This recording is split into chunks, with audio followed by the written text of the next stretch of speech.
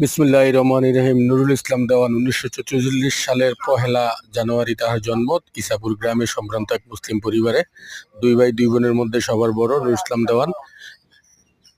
পড়াশোনা শেষ করে ব্যবসায় কাজে নিয়োজিত ছিলেন। ওনার বাবাও ব্যবসায় কাজে নিয়োজিত ছিল। 1974 সালে প্রথমবার মেম্বার হয়।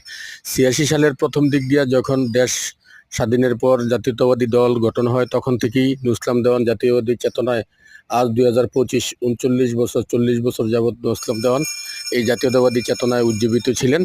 তিনি 2 বার মেম্বার হন। একবার 1990 সালে জাতীয়তাবাদী দল বারোপাড়া ইউনিয়নের সাধারণ সম্পাদক নিয়োজিত হন। 2008 সালে সিনিয়র সহসভাপতি, 2025 সালে বারোপাড়া ইউনিয়ন বিএনপির আহ্বায়ক।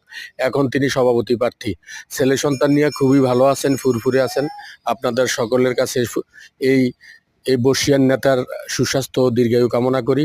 জাতীয়তাবাদীর প্রতিটি প্রোগ্রাম বেগম জিয়ার আদেশ নির্দেশ মেনে চলছে আজীবন এবং সারা জীবন। বেগম জিয়ার এবং ডক্টর খন্দকার মোশাররফ হোসেন স্যারের ন্যায় নীতির উপর নির্ভর করে এই বর্ষিয়ান নেতা বারোপাড়া ইউনিয়নকে নিয়ে গেছে একটা উচ্চ মাত্রায় এবং বিএনপি দলটাকে নিয়ে গেছেন ভালো